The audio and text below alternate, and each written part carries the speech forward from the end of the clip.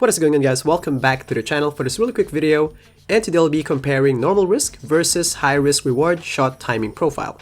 I'll be testing each one depending on the skill level of the player, so after watching, for sure, you'll know what's the best one for you. With this one, try to watch it fully because there's a lot of viewers that just jump to the stat part and miss the whole context of the video. I can't put everything in the graphics, so it's really important to listen to the audio as well, including the thought process of the test. And by the way, I covered this topic here on my last video, so after watching, don't forget to check it out. So let's get right into it.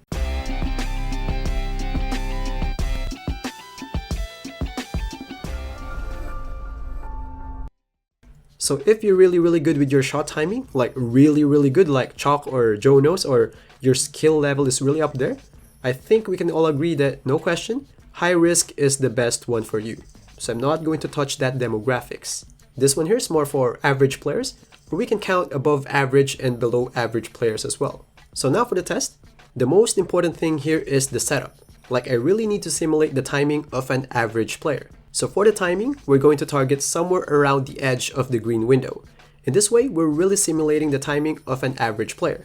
If we target the middle, then that's for really good players. Now, next thing we need to have is a bit of RNG, because just like an average player, our timing is not exactly 100% the same all the time. First one, testing in my court, which has a bit more latency compared to Blacktop, can provide a bit of RNG. Next one, my modded controller is not laser accurate. Like, if I program it to target here, it doesn't mean that 100% it will be there all the time. There will be a bit of randomness. There are some times that it's going to be here, or here, or here. So it's perfect to simulate an average player. But of course, it's accurate enough for these tests. And by the way, maybe some of you are wondering if I can use this controller in-game. Not really, this one here is not that smart. For this one to be effective, you have to stand still for like 2 seconds before taking the shot. And the ball must be gathered on that 2 seconds. I even need to pump fake first to gather the ball. And that's the use of the red button. In here you can see, if I do normal catch and shoots, it's not going to work. I need to wait for 2 seconds. And if you're wondering where you can buy it, you can't buy it anywhere because I built this one myself. This is all homemade from the ground up, including the program. And to make this test more accurate, I will test them by batches. I'm not gonna go 500 straight high risk, then 500 straight normal risk. I will swap profiles every now and then. Because imagine if at the first hour I was doing these batch, the next hour latency suddenly changes, so it means the results will be biased. If I do them on small batches, if ever the latency fluctuates, at least the margin of error will be minimized. I know it's not a big deal, but if it will make the test more accurate, why not? And by the way, these kind of tests really takes a lot of time.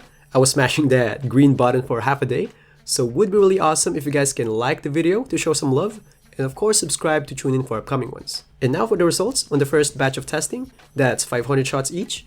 At that specific timing with high risk, I shot 56%. Then on normal risk, I got 55%.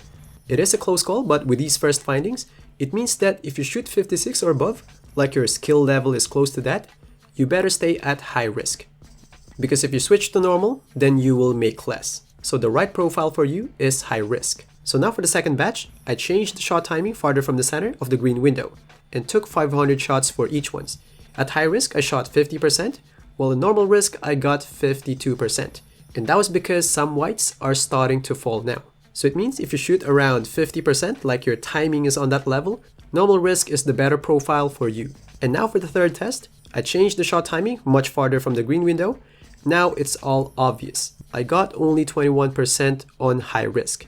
It's not really a huge jump timing wise, but the make percentage drop is really big, which really makes sense because that's technically green or miss. Normal risk though, it still have 40%, which is not much of a drop. So meaning if you're shooting around 20%, my friend, you have to give it up. We gotta roll back to normal risk. So basically, my main recommendation here is if your skill level can give you 55% and above shooting percentage, use high risk. And below 55%, use normal risk.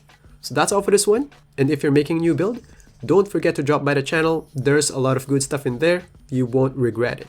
Thanks for watching, and I'll see you guys in the next one. Peace.